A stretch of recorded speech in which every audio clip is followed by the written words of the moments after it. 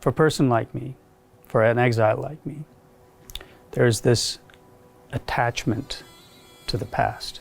That past includes your land, your people, your culture, your language, everything.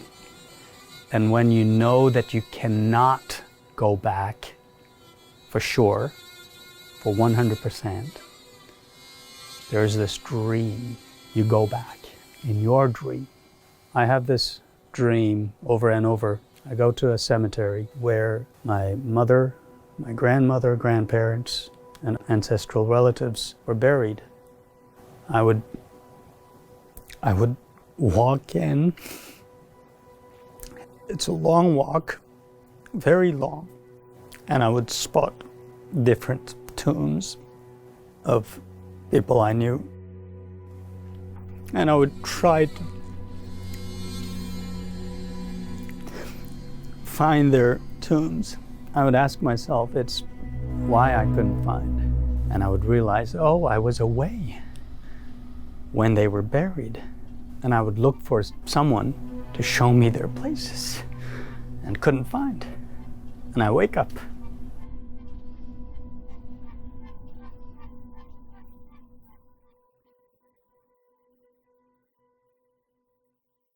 As a little child, I was taught by my grandmother is that the only best thing that you can actually do to your loved ones who have passed away is to pray for them.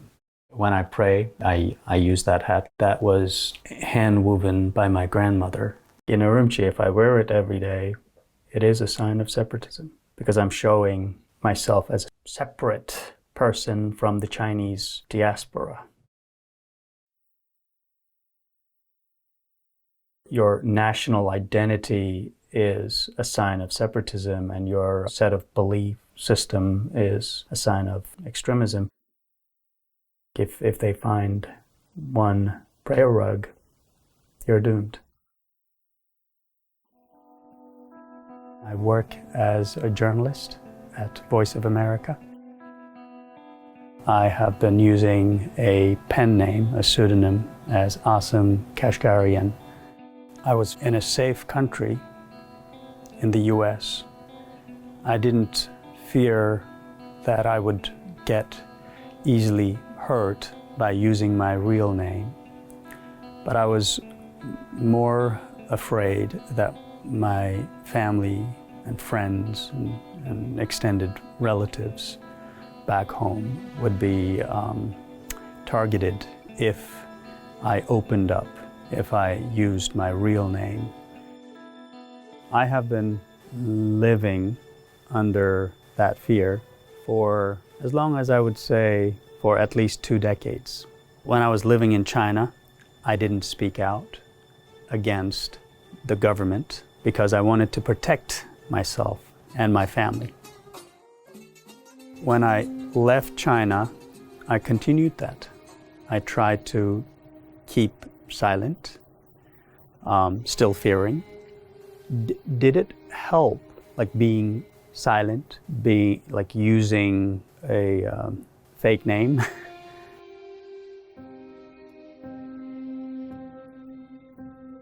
I've seen friends, personal mentors, teachers, and some relatives being targeted. They had been interned, imprisoned, killed up until today.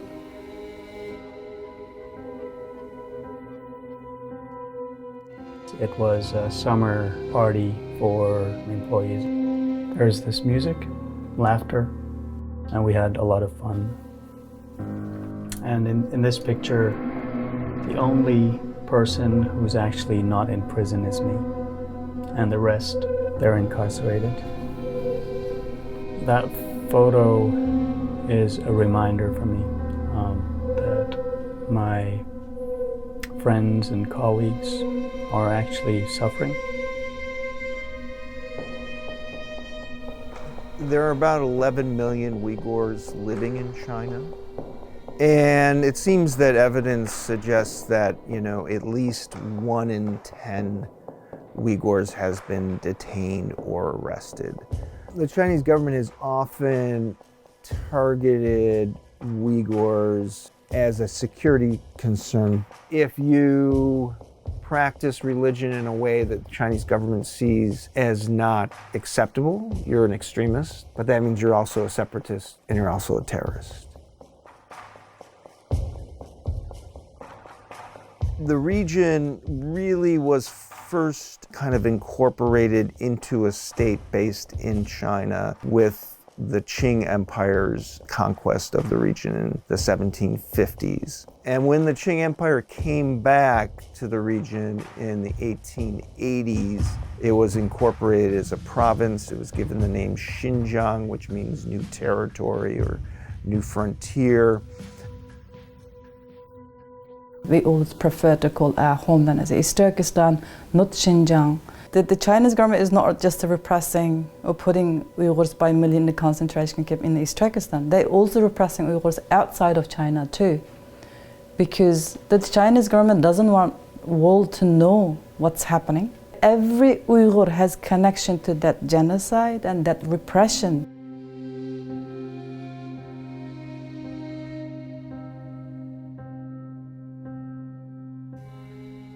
This is a land of harmony and stability, where people from various ethnic backgrounds live and work in peace and contentment. I remember sitting in horse carts with my grandmother.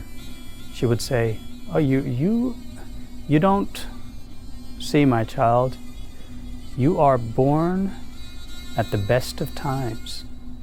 When I was born in 1979, China began reform, and actually it was a very short-lived renaissance for the Uyghur life. The Uyghur language was kind of given some kind of autonomy until 1989.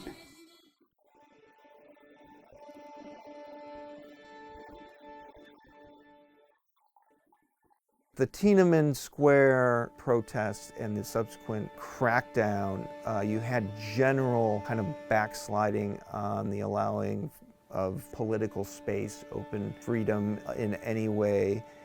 But in the Uyghur region, this was amplified by the fall of the Soviet Union. In the Uyghur regions, public protest was immediately identified as nationalism or extremism.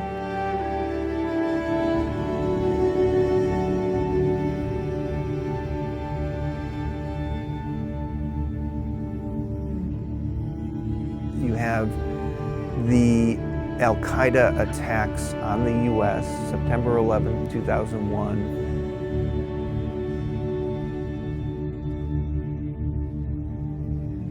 Essentially, the Chinese government, they begin trying to link Uyghurs to international Islamic terrorism.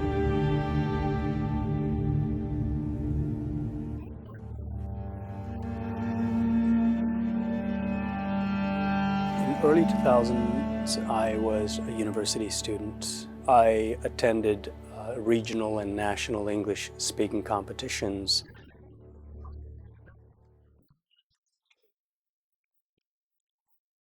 After I graduated from university, I started the language training school.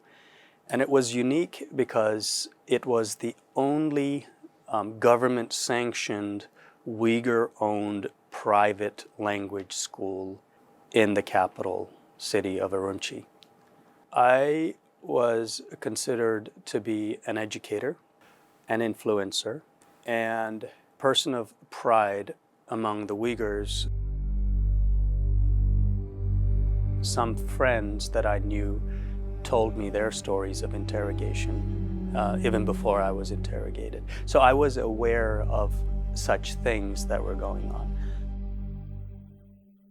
It was very stressful because you don't know if they would let you go or if they would take you to detention facilities.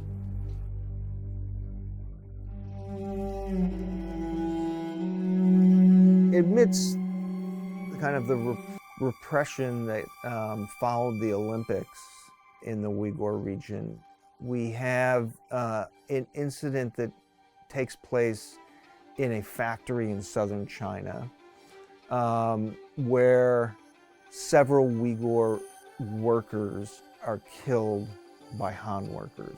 There's 3 days of chaotic violence in the city.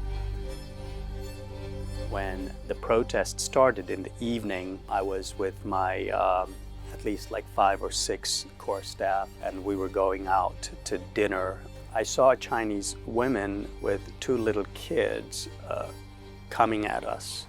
She asked to use one of our phones. I saw that she was very afraid, and I asked them if they wanted to stay in our school.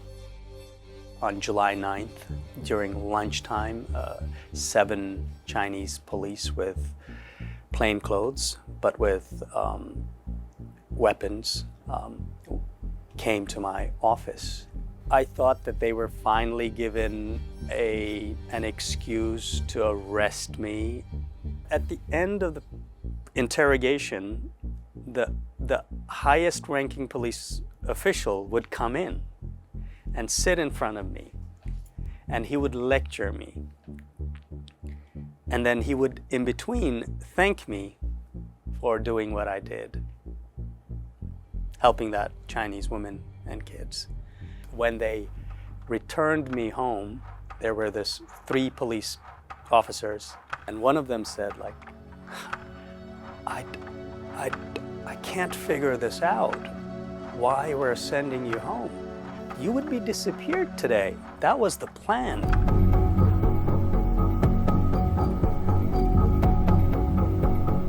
The riots that took place in July 2009 in Urumqi are a real watershed in the situation of Uyghurs inside China, because not only did it create an even stronger feeling in the state that Uyghurs presented a threat to stability, it created a lot of fear among Han Chinese. The Chinese government started to arrest more people, and surveillance increased day by day, week by week. So you have first these mass internment camps, and we start seeing the disappearance in mass of large swaths of the Uyghur population. What we have seen is something on a scale that hadn't been seen before. China Cables is both a project and a set of documents. The documents came to us through a line of Uyghurs out of Xinjiang several years ago. Around that, we built an international journalism project. The most surprising thing about the whole documents set is that it's them, Chinese officials, openly admitting what they're doing. So the Chinese government's public position on the camps is that they are humane and they're educational. And they're designed, part of the security apparatus, to stop terrorism in the region.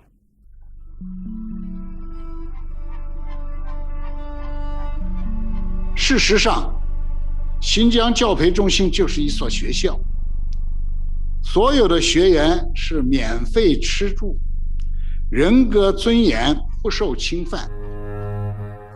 We have spoken to many of them. They have said, and this is the most chilling thing of all, they have said, we have been tortured, we have been electrocuted, we have been raped, about reprogramming us, they're about killing our culture. There's equally no argument over the fact that the violence in that region was awful in a short period of time. But what you're seeing is a response that is so out of kilter with the size of the violence.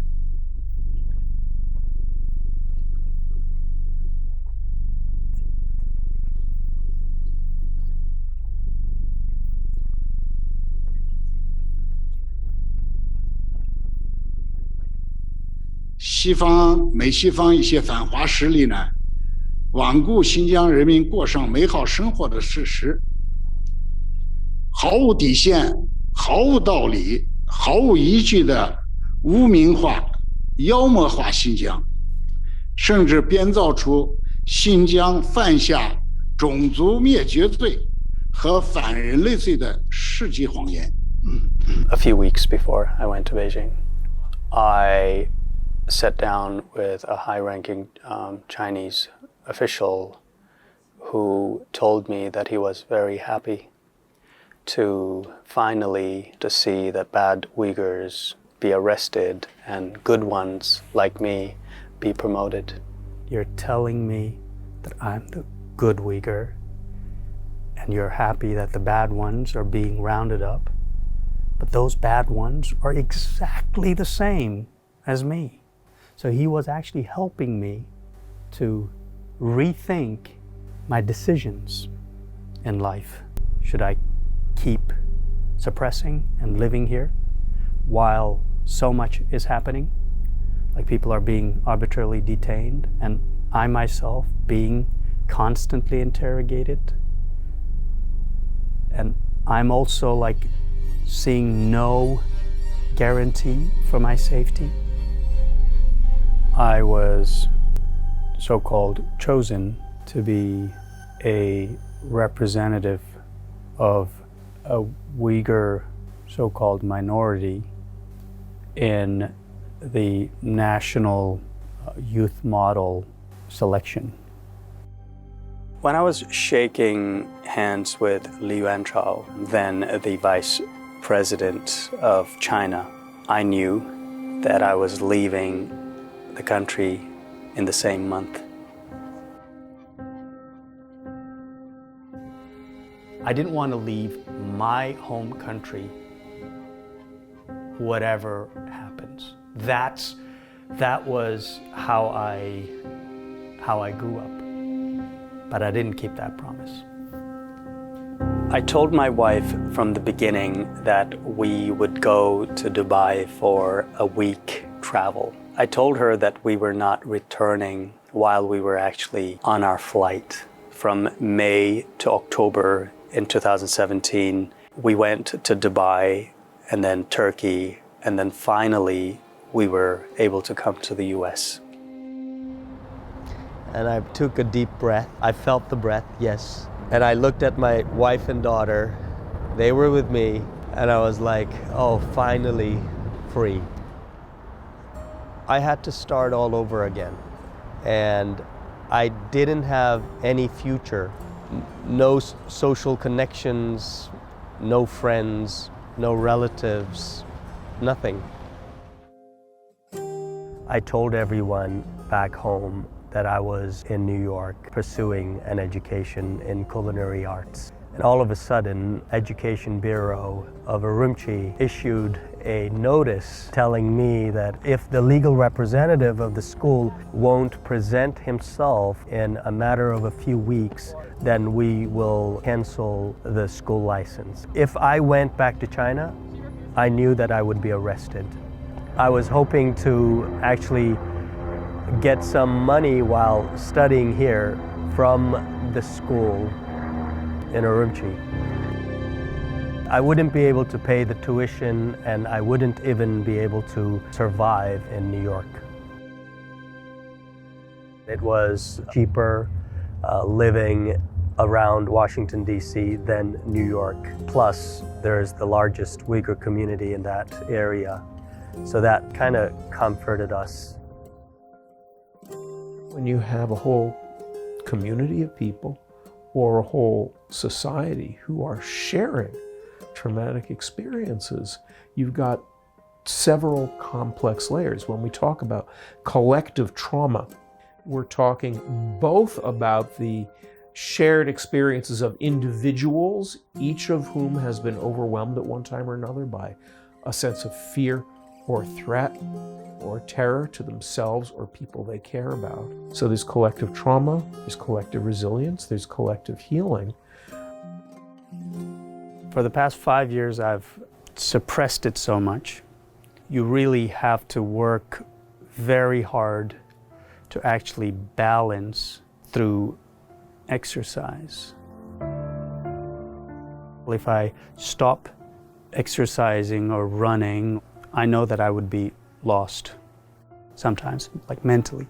Sometimes you just lie in your bed, but you can't just get up. You ask yourself, what is this? Oh, that's fear. As long as I can remember, I was very little. I was at my grandparents' house most of the time. She passed away in 2019 in February. And I was in the US. When my grandmother was dying, there was one word that she uttered very clearly. And that was my name. Like,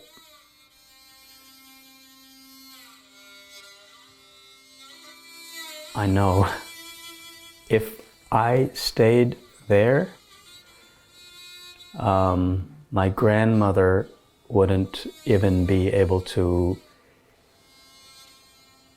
know that I was alive.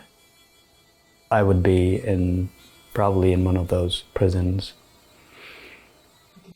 My beat at VOA is news about Uyghurs and other ethnic minorities in China.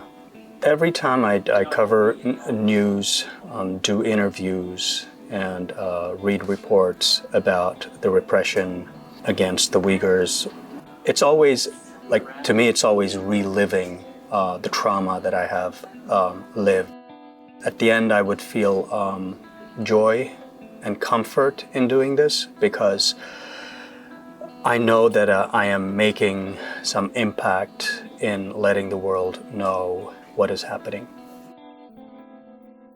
I don't feel safe every day or any day because my closest relatives and friends and past colleagues, they are actually indirectly harassed. Chinese secret police actually asked one of my friends to contact me, and they said to my friend that they already know that I work for Voice of America, and they were interested in becoming my friends, quote unquote, and then I refused. In America, you don't worry about police while you're walking in the street. You don't worry about police coming at you and checking your phone and looking for apps. Anger doesn't solve a problem. Revenge doesn't solve a problem.